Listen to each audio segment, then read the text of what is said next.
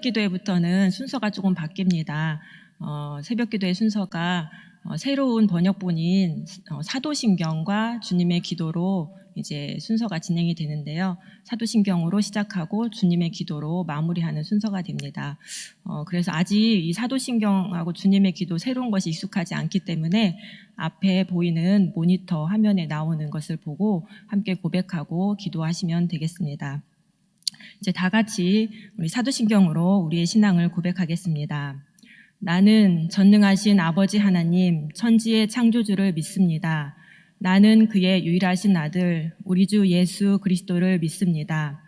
그는 성령으로 잉태되어 동정녀 마리아에게서 나시고 본디오 빌라도에게 고난을 받아 십자가에 못 박혀 죽으시고 장사된 지 사흘 만에 죽은 자 가운데서 다시 살아나셨으며 하늘에 오르시어 전능하신 아버지 하나님 우편에 앉아 계시다가 거기로부터 살아있는 자와 죽은 자를 심판하러 오십니다. 나는 성령을 믿으며 거룩한 공교회와 성도의 교제와 죄를 용서받는 것과 몸의 부활과 영생을 믿습니다. 아멘. 다 같이 새 찬송가 445장 찬양하겠습니다. 445장입니다.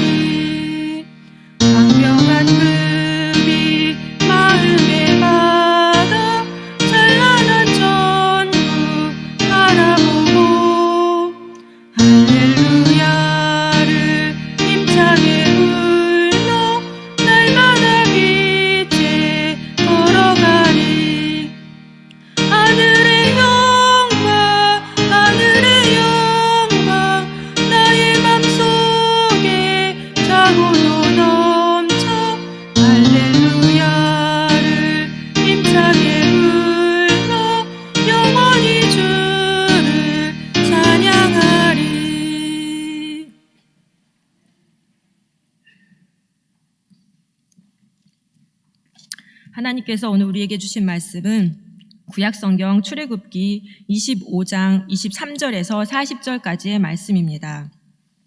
구약 120면에 있습니다.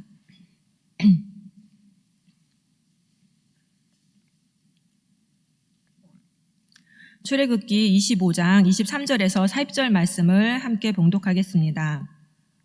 너는 조각목으로 상을 만들되 길이는 2규빗, 너비는 1규빗, 높이는 1규빗 반이 되게 하고 순금으로 싸고 주위에 금테를 두르고 그 주위에 손바닥 넓이만한 턱을 만들고 그 턱 주위에 금으로 테를 만들고 그것을 위하여 금고리 넷을 만들어 그 네 발 위에 네 모퉁이에 달되 턱 곁에 붙이라.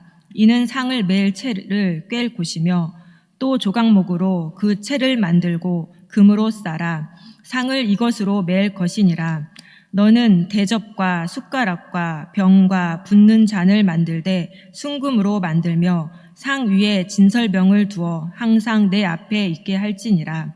너는 순금으로 등잔대를 쳐 만들되 그 밑판과 줄기와 잔과 꽃받침과 꽃을 한 덩이로 연결하고 가지 6을 등잔대 곁에서 나오게 하되 다른 3가지는 이쪽으로 나오고 다른 3가지는 저쪽으로 나오게 하며 이쪽 가지에 살구꽃 형상의 잔색과 꽃받침과 꽃이 있게 하고 저쪽 가지에도 살구꽃 형상의 잔색과 꽃받침과 꽃이 있게 하여 등잔대에서 나온 가지 6을 갖게 할지며 등잔대 줄기에는 살구꽃 형상의 잔넥과 꽃받침과 꽃이 있게 하고 등잔대에서 나온 가지 6을 위하여 꽃받침이 있게 하되 2가지 아래에 한 꽃받침이 있어 줄기와 연결하며 또 2가지 아래에 한 꽃받침이 있어 줄기와 연결하며 또 2가지 아래에 한 꽃받침이 있어 줄기와 연결하게 하고 그 꽃받침과 가지를 줄기와 연결하여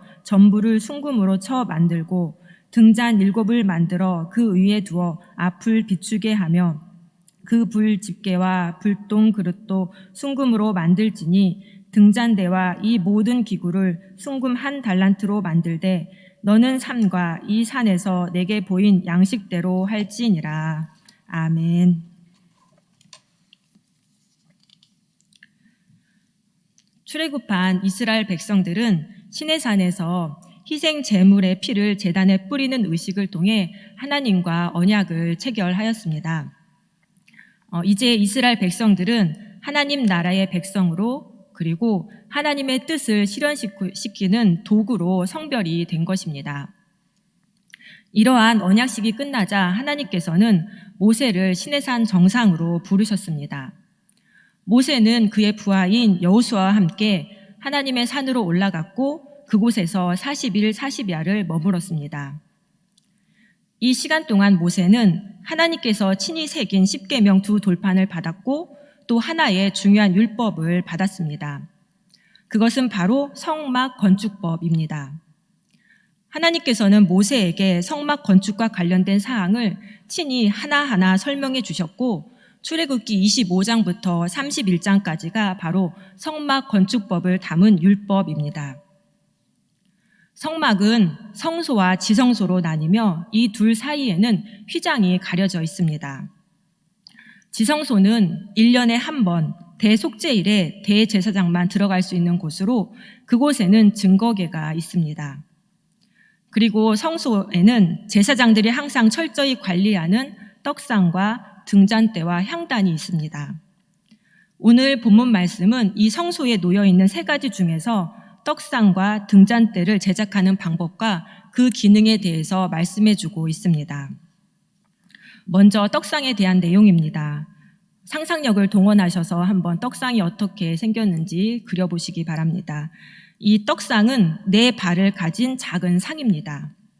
떡상은 조각목으로 만드는데 이 조각목은 건조한 지역에서 6, 7mm까지 무성하게 자라나는 아카시아 나무를 뜻합니다. 떡상의 크기는 가로가 2규빗, 세로가 1규빗, 높이가 1규빗 반인데 이것을 미터법으로 계산하면 가로가 100cm, 세로가 50cm, 그리고 높이는 75cm 정도 되는 상입니다. 이 상의 표면은 순금으로 두껍게 칠을 하고 주위에는 금태를 둘렀습니다.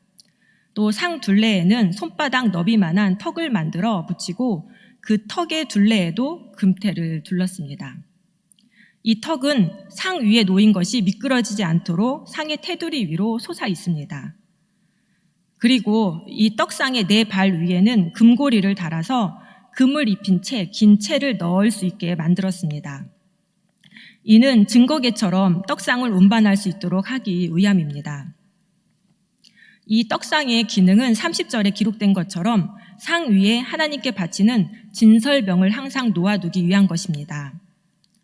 떡상과 더불어 하나님께서는 대접과 숟가락과 병과 붓는 잔을 만들라고 하시는데 이 용기들도 모두 순금으로 만들라고 하십니다. 다음으로는 등잔대입니다. 이 등잔대는 모든 부품들이 한 덩어리인 일체형 기물로서 대략 35kg의 순금으로 만들어졌습니다. 조각조각 만들어서 붙인 것이 아니라 순금 한 덩어리로 일체형으로 만든 것이 바로 등잔대입니다. 등잔대에는 중앙 줄기가 먼저 이렇게 뻗어 있습니다. 그리고 이 줄기에서 각각 양쪽에서 3개씩 가지가 뻗어 나옵니다. 그래서 가지가 6개입니다. 그래서 총 7개의 등불을 켤 수 있도록 만든 것이 바로 이 등잔대입니다. 이 7이라는 숫자는 바로 완전수를 가리키며 등잔대의 불과 빛은 불과 빛이신 여호와 하나님의 임재를 뜻합니다. 6개의 가지 각각에는 살구꽃 모양의 잔 셋이 있고 또 각각의 잔은 꽃받침과 꽃으로 장식을 했습니다. 등잔대의 중앙 줄기도 살구꽃 형상의 잔 넷과 꽃받침과 꽃으로 장식을 했습니다. 이 살구꽃 형상의 잔들은 등불 아래로 떨어지는 기름을 받는 기능을 하는 것입니다. 그리고 이 등잔대의 기능은 등불들을 올려놓아 앞을 비추게 하는 것이며 성소에서 제사장들이 진설병과 분향단에서 사역을 감당할 때 빛을 비추는 것입니다. 금 등잔대에 딸린 비품들은 불집게와 불똥 그릇들입니다. 이 비품들도 모두 순금으로 만들었습니다. 제사장들은 매일 등잔대를 철저히 관리해야 했는데 기름이 탄 찌꺼기와 그름을 매일 청소해야만 했습니다. 이때 집게는 심지와 재를 집어내 제거하고 그것을 그릇에 담는 데 사용했습니다. 이렇게 우리가 본문을 이해할 때 오늘 본문에서 하나님은 어떤 분이십니까? 첫째로 하나님은 자기 백성과 친밀한 교제를 나누시는 분이십니다. 하나님께서 떡상을 제작하라고 하신 이유는 진설병을 안식일마다 여호와 앞에 항상 진설하기 위함입니다. 진설병은 12개의 떡 덩어리로 이스라엘 12지파를 상징합니다. 구약에서는 이 진설병을 진설하는 떡, 항상 진열하는 떡, 거룩한 떡이라는 다양한 명칭으로 부르는데 이 진설병의 문자적인 의미는 얼굴의 떡입니다. 얼굴은 떡상 앞에 하나님께서 임재해 계신다라는 의미이며 따라서 진설병은 하나님 앞에 있는 이스라엘 12지파를 상징합니다. 이 진설병은 안식일마다 새 것으로 교체했는데요. 앞번 안식일에 진설했던 진설병은 아론과 그의 자손들이 거룩한 곳에서 먹었습니다. 제사장들이 진설병을 먹는 것은 하나님이 이스라엘과 언약을 맺으실 때 장로들이 시내산에서 여호와 앞에서 음식을 먹었던 언약의 식사를 반영하는 것입니다. 하나님은 이 진설병을 통해 이스라엘 백성들이 하나님 앞에서 먹고 마실 수 있는 친밀한 관계를 지속할 수 있게 해주셨습니다. 또한 하나님은 생명의 떡이신 예수님을 이 땅에 보내셔서 예수님의 살을 먹고 예수님의 피를 마시는 자에게 완전한 연합과 친밀한 교제를 선물해 주셨습니다. 둘째로 오늘 본문에서 알 수 있는 하나님은 참 빛이십니다. 하나님께서 등잔대를 제작하라고 하신 이유는 등잔대 위에 등불을 올려놓아 앞을 비추게 하기 위함입니다. 등잔대에 등불이 비추는 앞에는 떡상이 있고 그 위에는 진설병이 진설되어 있습니다. 등불이 이스라엘 12지파를 상징하는 진설병을 비추고 있는 것입니다. 그리고 하나의 금덩어리를 쳐서 만든 등잔대는 하나님이 유일하신 빛이심을 의미하며 완전수인 7등잔은 그 빛이 완전함을 의미합니다. 즉 하나님은 이스라엘을 어둠에서 빛으로 인도해낸 빛이며 이스라엘에게 생명을 주는 생명의 빛이십니다. 요한복음에서 요한은 세상에 와서 각 사람에게 비추는 참 빛에 대해서 증언을 합니다. 그 참 빛은 태초부터 계신 말씀이며 세상을 지으신 분이시며 육신이 되어 세상에 오신 분이십니다. 그 참 빛은 바로 하나님의 본체이신 예수 그리스도이십니다. 예수님도 자신에 대해 증언하실 때 나는 세상의 빛이라고 말씀하시며 나를 따르는 자는 어둠에 다니지 아니하고 생명의 빛을 얻을 것이라고 말씀하셨습니다. 즉 빛으로 세상에 오신 예수님은 빛으로 세상에 오신 예수님을 믿는 자는 어둠에 거하지 않고 하나님의 자녀가 되는 권세를 얻게 됩니다. 참 빛이신 예수님께서 어둠을 물리쳐 주시고 생명의 길로 인도해 주시기 때문입니다. 그렇다면 오늘 본문 말씀이 나에게 주시는 교훈은 무엇입니까? 항상 하나님 앞에 머무는 삶을 살게 하소서. 진설병을 항상 여호와 앞에 진설했던 것처럼 하나님 앞에 서서 자신의 전부를 들여 기쁨의 관계를 누릴 수 있어야 합니다. 또한 앞을 비추는 등잔대 앞에 진설병이 있는 떡상이 놓여져 있던 것처럼 참 빛이신 예수님의 빛 안에 머물기를 즐거워해야 합니다. 왜냐하면 예수를 믿어 의롭게 되었음에도 불구하고 우리가 발을 붙이고 살고 있는 이 세상은 여전히 악한 세상이기 때문입니다. 악한 세상은 우리를 유혹하고 넘어뜨리기 위해서 호시탐탐 기회를 노리고 있기 때문입니다. 이러한 세상에서 하나님의 자녀로 거룩한 삶을 살기 위해서는 항상 하나님 앞에 머물기를 힘써야 합니다. 하나님이 마련해 두신 교제의 자리에 나와 하나님과 친밀한 교제를 나눔으로 하나님을 알고 하나님의 뜻과 길을 깨달을 수 있어야 합니다. 또한 빛 대신 예수님 앞에 나와 우리의 어두운 죄악을 고백하고 깨끗함을 받아야 합니다. 그래야 세상을 이기며 하나님의 자녀답게 믿음으로 살아갈 수가 있습니다. 하나님은 자기 백성과 친밀한 교제를 나누기 원하시는 분이시며 또한 참 빛을 비추어 자기 백성을 생명의 길로 인도하시는 분이십니다. 하나님의 관심은 온통 자기 백성을 향하여 있습니다. 하나님께서는 먼저 교제의 자리를 마련하시고 내 앞으로 나오라고 하시며 또 참빛인 예수님을 보내어서 그 빛을 영접하여서 생명을 얻으라고 하십니다. 먼저 찾아와 손 내미시는 하나님 앞에 우리도 적극적으로 반응하여서 그분 앞에 항상 머물기를 힘쓰는 저와 여러분이 되기를 간절히 소망합니다.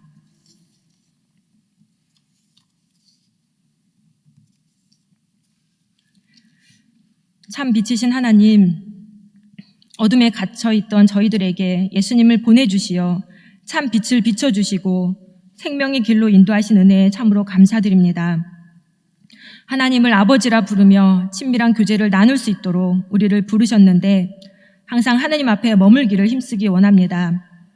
말씀의 자리, 기도의 자리를 더 사모하게 하옵시고 참 빛이신 예수 그리스도 안에서 주님을 따라 살게 하여 주시옵소서. 예수님의 이름으로 기도드립니다. 아멘. 다 같이 주님의 기도를 함께 고백하겠습니다. 하늘에 계신 우리 아버지, 아버지의 이름을 거룩하게 하시며 아버지의 나라가 오게 하시며 아버지의 뜻이 하늘에서와 같이 땅에서도 이루어지게 하소서. 오늘 우리에게 일용할 양식을 주시고 우리가 우리에게 잘못한 사람을 용서하여 준 것 같이 우리 죄를 용서하여 주시고 우리를 시험에 빠지지 않게 하시고 악에서 구하소서. 나라와 권능과 영광이 영원히 아버지의 것입니다. 아멘.